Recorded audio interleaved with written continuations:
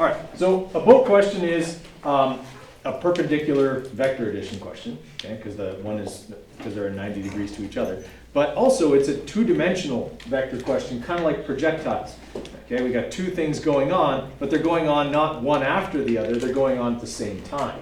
Okay, we draw them like one happens and then the other happens, but they're actually happening concurrently.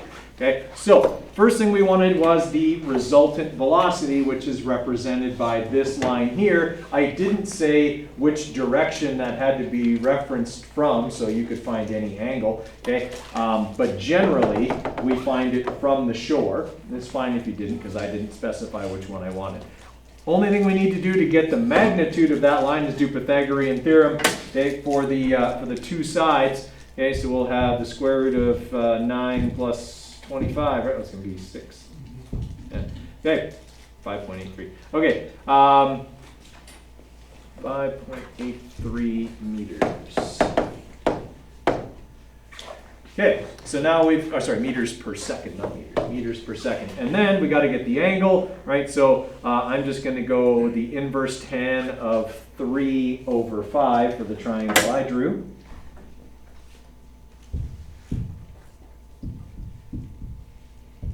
All right, and so I'm going to get 31 degrees from the shore.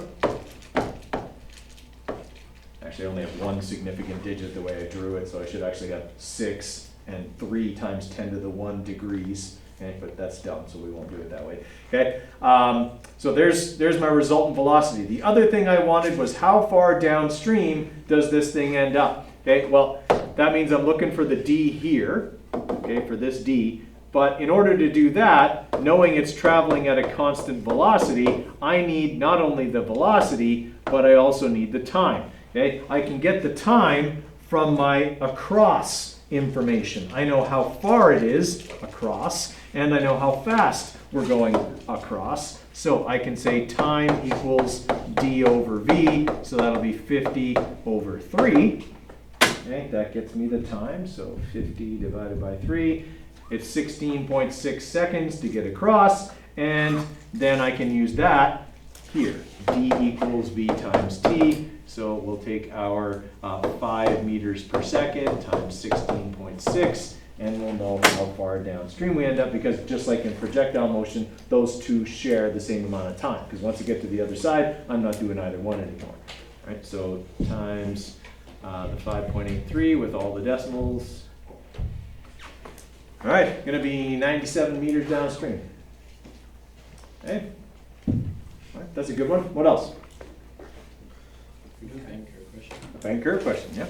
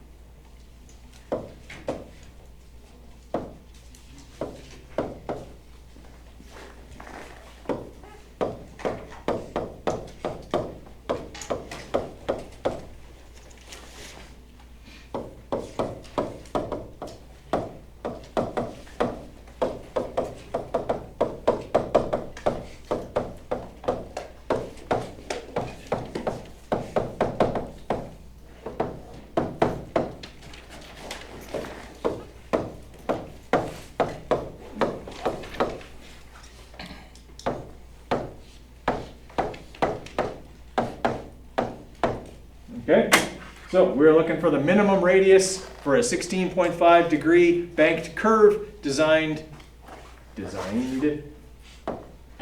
for frictionless operation with a speed of 13.5 meters per second. Okay, give you a couple minutes on that one. All right, so with all bank curves, okay, we know that the formula for bank curves is that the tan of theta equals v squared over r times g. Okay, so what we're given in this question is v, 13.5 meters per second. We're given theta at 16.5 degrees. Okay, and obviously we know g is 9.81. Right, so we're just looking for r. So when I manipulate this, I'm going to multiply both sides by r, and then I'm going to divide both sides by the tan of theta.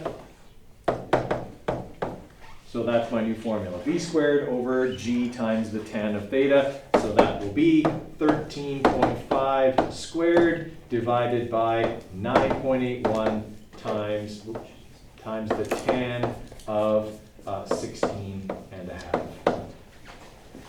Alright, so 13.5 squared divided by 9.81 times the tan of 16.5.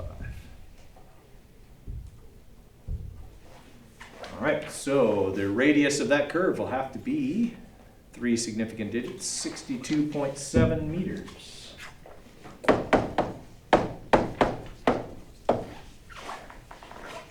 Okay, is that making sense? All right, what else? Can we do like a car jumping over a bridge or something?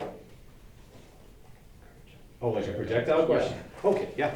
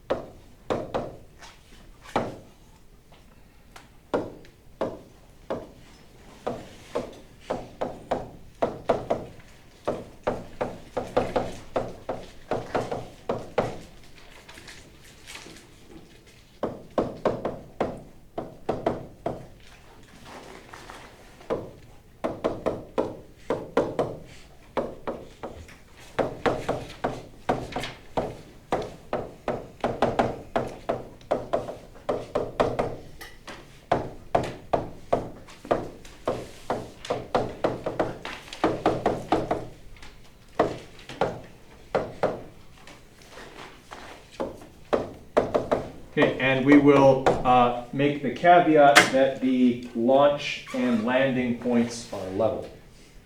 Okay, so there's no change in height between the takeoff point and the landing point. Okay, so in this question we have the following going on. Okay, the car is being launched at 35 meters per second at 18 degrees above the horizontal, so it's going to do this, okay, and fly over the river, hopefully. Okay, so what we're looking for here is our maximum height and our total horizontal distance traveled. Okay, so first things we want to calculate. We want to calculate VI vertical. Okay, because at time 0, this 35 meters per second at 18 degrees has a vertical component and a horizontal component. Right, and I can calculate them both with trigonometry right off the bat. Right, so first thing I'm going to do is go VI equals the sine of 18 times 35. Right, I've got the hypotenuse and I'm looking for the opposite side there.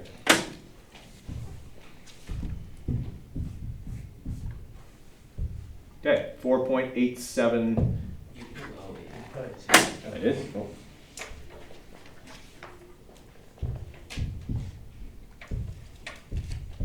That's better. 10.81 or 10.82. I'm going to keep all the decimals in any regard here. Okay, and that's upwards, so I'm making it positive. Right? Since there's no difference in height between the launch and the impact point, VF is? Negative 10.82. VF is 0 at the maximal height, at the halfway point.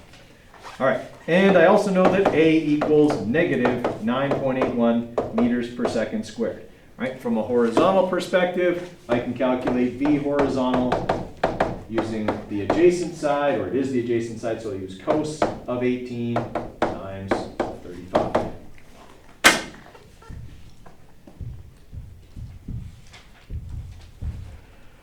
All right, 33.29 meters per second. Okay, what do I need if I want to calculate the horizontal displacement and I have v?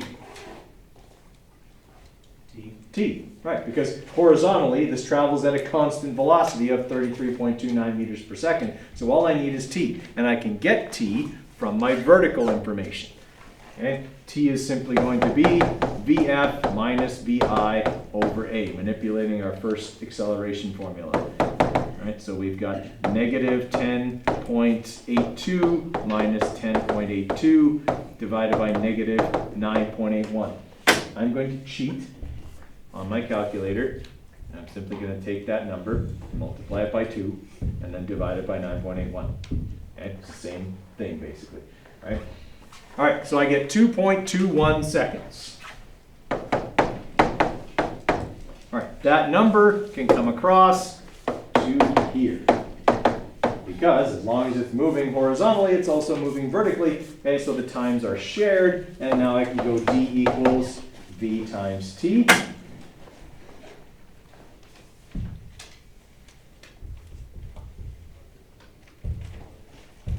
All right, so we're looking at 73.4, we only have 2 significant digits, so 73 meters.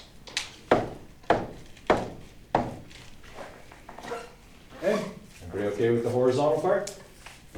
Okay, so what we have to remember now for the vertical part, okay, for the maximum height, is that it occurs at exactly halfway through the flight. Okay, so that means the time is not 2.21. It's 1.105. Okay, everyone with me there? Okay. And VF is 0. All right, so now that I know that, there's 2 or 3 ways that I can calculate that vertical displacement. Okay, the way I always do it doesn't involve using the time because I know I'm old and I'll forget to divide the time by 2. Okay. Okay. So we've got that formula there. We're going to manipulate it for d. Okay, so it'll be vf squared minus vi squared over 2a, which will give us 0 squared minus 10.82. Struggle. 10.82 squared. That's a squared. Okay, divided by 19.62.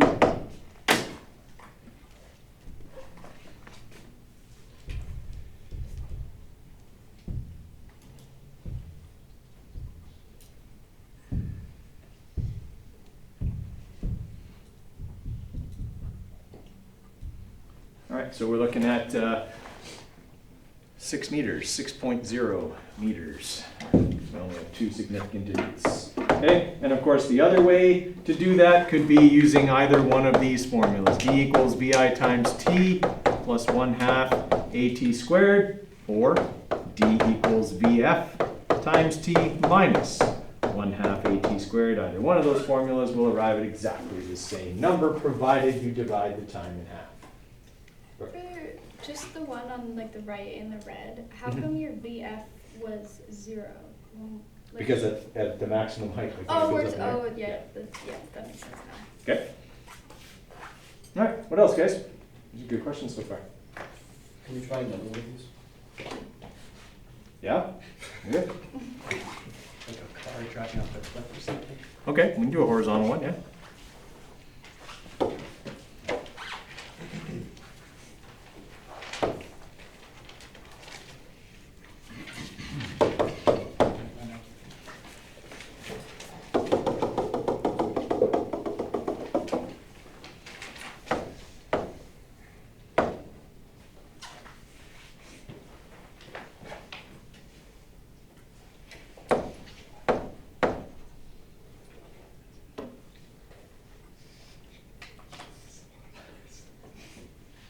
Okay, that's all I have to give you. I want the speed it drove off at. Okay, the cliff is 62 meters tall. The object hits the ground 21 meters from the base of the cliff. Okay, I want the speed it drives off at. Okay, so we're trying to find the horizontal velocity. Okay? We only have one piece of information horizontally right now, okay? And that is the distance traveled, and it's 21 meters. Right? Vertically speaking, we know the distance traveled is 62 meters. We know the acceleration is 9.81 meters per second squared. And we know the initial speed vertically is 0 because it drove horizontally off the cliff and isn't moving vertically at time 0. All right, with that information, I can solve for t using this formula here. Okay? Since vi is 0, vi times t is 0, and I can just take it right out of the formula. All right? So all I have to do then is manipulate for t, so that's going to mean dividing both sides by half of a, and then square rooting. All right? Everybody with me on that? Okay, so I'll have the square root of 62 divided by 4.905, that's half of 9.81. Okay, that'll give me t.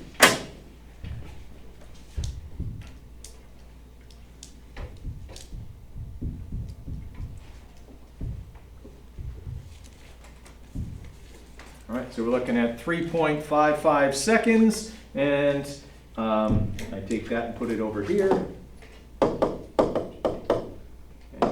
And now I can find out what v is. V is simply going to be d over t. And so our 21 meters divided by that number. So we're looking at drove off at 5.9 meters per second. Okay. All right, what else? Can you do a mechanical energy question? Like a conservation of mechanical energy? Yeah.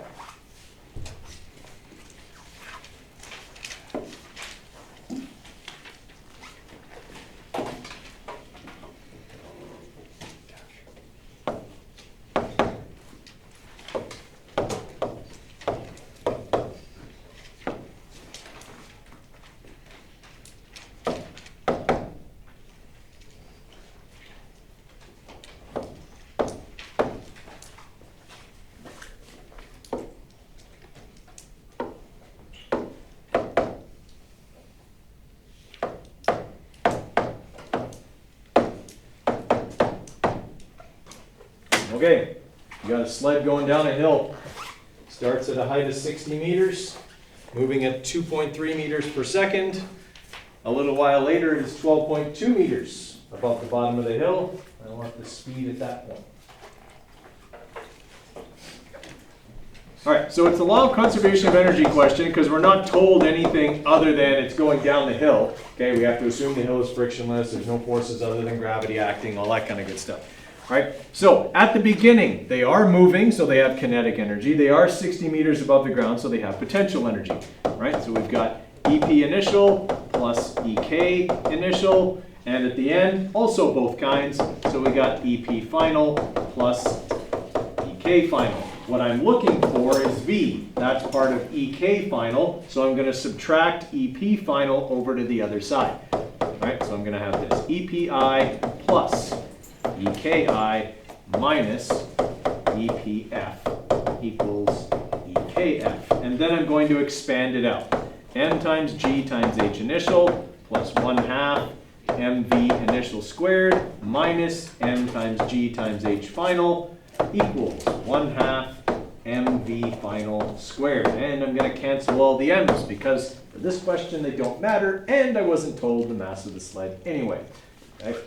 So now I've got to get VF by itself. That's going to mean dividing both sides by 1/2 and then square rooting to get VF. So when all said and done, we're going to be looking at this. 9.81 times 60, the initial height, plus 1/2 times 2.3 squared. There's my initial kinetic energy. Minus 9.81 times 12.2, my final potential energy. Okay, divided by 1/2, all square rooted. So 9.81 times 60 plus 0.5 times 2.3 squared minus 9.81 times 12.2 divided by 0.5 1.5. Okay, still fast. 31 meters per second. That's 110 kilometers an hour. I wouldn't want to fall off that sled. Okay, that's the equivalent of jumping out of a car on the highway. Okay, so fast. Crazy fast. Okay, like bobsled in the Olympics are kind of fast, not kid on a toboggan fast. Did it actually go, like, bobsleds go that fast? I would think so. They Well, I sure guess look they like they're going fast, right? Can I use the motion? Yep. Okay, what else? Incline planes. Incline plane? Actually, Yeah, if you break the sound barrier while on the bobsled, Yeah. good for you. I don't know how you're gonna live to wear your gold medal, but Yes, speed hill. Soapbox car.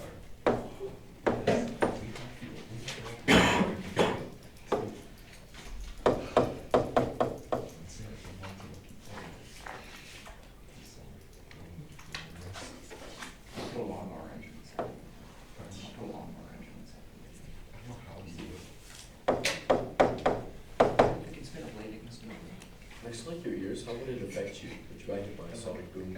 what's that? How would it affect your body next to your ears if you wanted to buy a sonic boom? It depends how intensely you were hit by it. The effects of the sonic boom are mostly instant. Okay. Perforation of the eardrum being the biggest one. Yeah, well, we can also just like take it like that. What is shisha? Is shisha?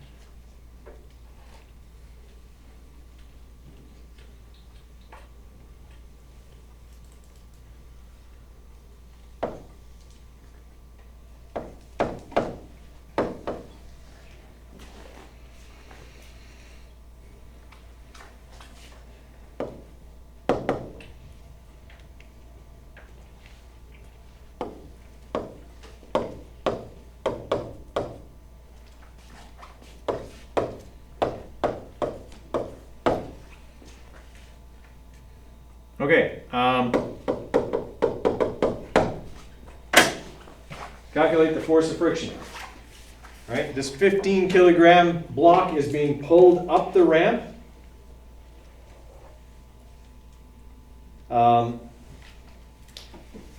By 115 newtons worth of force.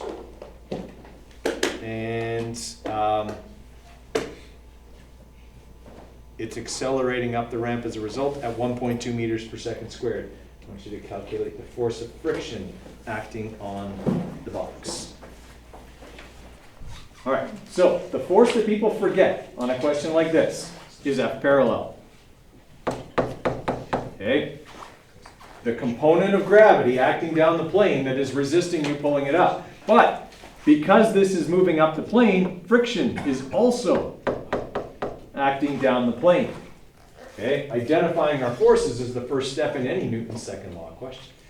Now that I have that, now I have to identify even more forces because I don't have F parallel. And I have to get it using that triangle that's always useful, okay, on an inclined plane. All right, I'm not going to need the normal force, which is this side. I'm not going to need that for this question, but I do need Fg, so I'm going to have to go m times g.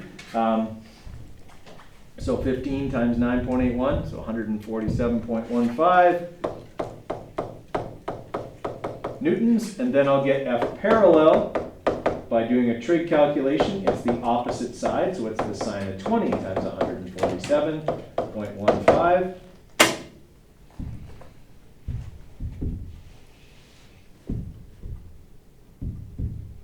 All right, so my F parallel is 50.33 newtons.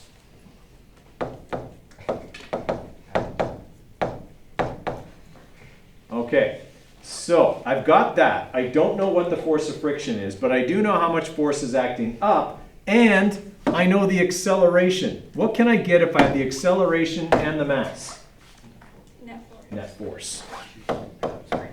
All right, so F net equals m times a. So our 15 times 1.2. All right, so my net force is 18 newtons. That that also equals F parallel plus the force of friction plus force applied. It's those three forces that are contributing to the acceleration of the box. Okay, because remember, F parallel has already done the vector sum of normal force and gravity. Okay, so those are my forces. I know 2 out of the 3 of them, so I'm going to subtract them over to the other side. So I'm going to have 18 newtons minus negative 50.33, because it's down the plane, and the 18 is up the plane, okay, minus 115. I'm not making that negative because it's up the plane. Everything that was up the plane is positive. The one that's down the plane is negative in my calculation here. All right, so that's going to equal the force of friction. All right, so we'll have 18 plus our 50.33 minus 115. Okay, so the force of friction is acting down the plane with 47 newtons worth of force because we only have 2 significant digits. Okay, so my final answer here would be force of friction equals 47 newtons down slope. Okay, would you lose a mark if you didn't write down slope? Would you lose a mark if you wrote down? Yes, because down is vertical, down slope is at an angle. I know that seems picky, and it is. Okay, I don't apologize for it. All right, now that's a pretty involved Newton's second law question. You had to do an m times a calculation. You had to calculate a bunch of forces. There was a vector sum bit in here. I mean, it wasn't like trigonometry vectors, but it was still a vector sum bit that had to be done in order to make this question work. Okay, there was a fair amount of processing that went into that question. Okay, all right. So what would a question like this be? Would this be like 6 or 8? No, that'd be a 5-mark question. 5? Yeah. Okay, you get a mark for your givens. You'd get a mark for calculating F parallel. You'd get a mark for your m times a sum of all forces. Final answer. That's 5, right? Something like that. Yeah. Okay. What else? Well, no one else is going to ask. He's going to ask. Might as well. The orbital periods, the satellites and stuff. Okay.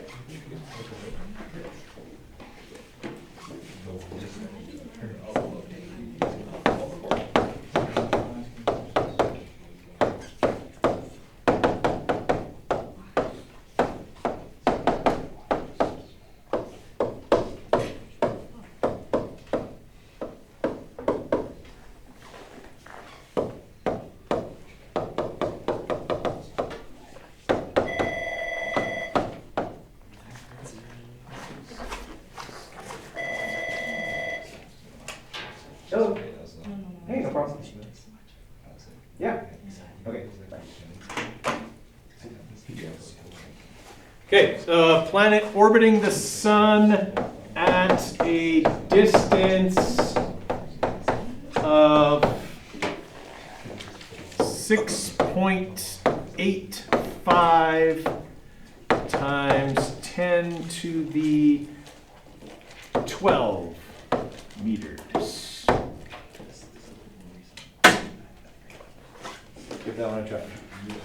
All right, so for this one, we're looking for orbital period. We know the orbital radius is 6.85 times 10 to the 12. We know that the mass of the sun is 1.99 times 10 to the 30. Okay, we don't know the mass of the planet, but it doesn't matter. It's a satellite of the sun, and the mass of a satellite always cancels in satellite calculations. So we are going to need to say that FC equals FG. Rather than using mv squared over r, calculating v and then calculating period after that, that's 2 steps, I don't want to do extra work, okay, I'm just going to go m 4 pi squared times r over t squared. So I've already substituted 2 pi r over t in for v squared.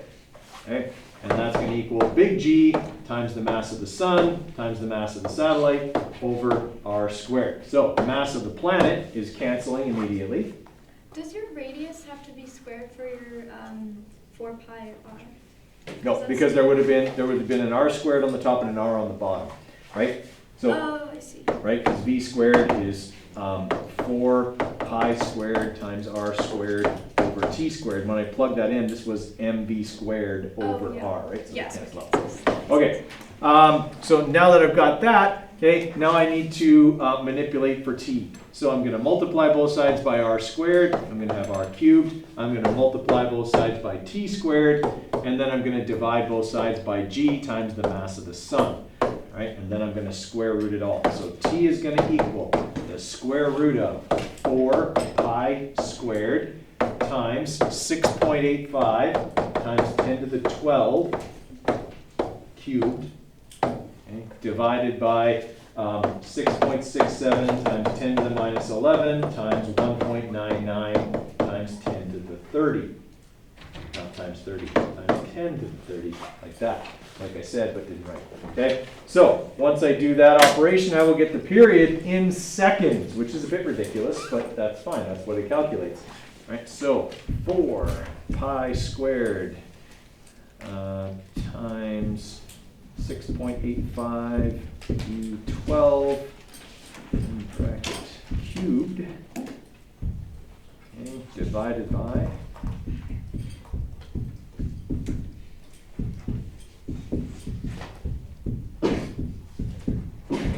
and then I got to square root that number.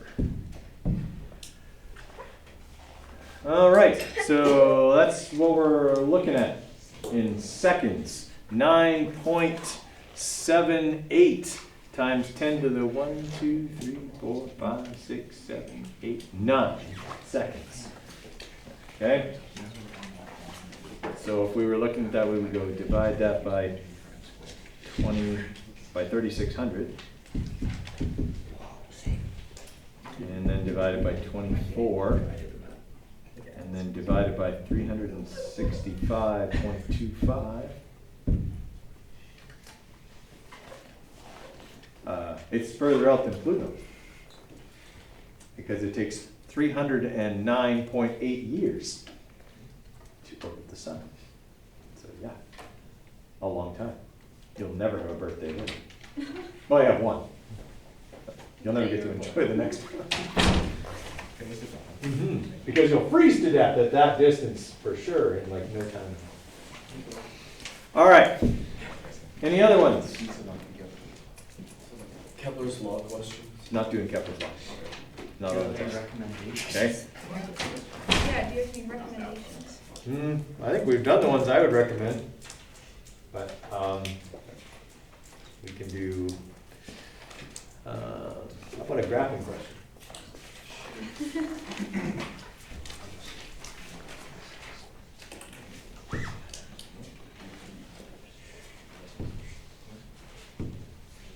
Thought I had a graphing question on here somewhere. Before all of this? There it is. Okay, got a velocity versus time graph. And I would like for you to calculate for me the total displacement to 7 seconds. So that's right there. Okay. Okay, so for this one, in the first part of the graph here, the object is traveling at a constant velocity of 4 meters per second for 2 seconds. All right, so if I want to calculate displacement, I just take average velocity and multiply by time. Okay, so average velocity is 4 times 2. This is 8 meters. All right. Past that, I've got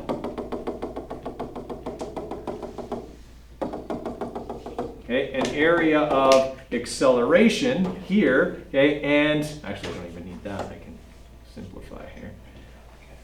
And then another area where it travels at a constant velocity again. Right? So what I would say is I've got this rectangle here, which I probably should have calculated initially but didn't, okay, that's also going to have a constant velocity of 4 meters per second, but now for another 3 seconds, so that one's going to be 12 meters. Then I've got this triangle here that has a base of 3 seconds and it has a height of 6. Okay, 6 times 3 is 18. Because it's a triangle, divide by 2. You got 9 meters there. And then you got this rectangle where we travel at a constant velocity of 10 meters per second for 2 seconds. So that's another 20 meters. They're all above 0, or above the x-axis, so they're all positive. So 41, 49 meters. Positive. Okay, is that ringing a bell? Yep. Okay. How would you calculate the acceleration between 7 and 12 seconds?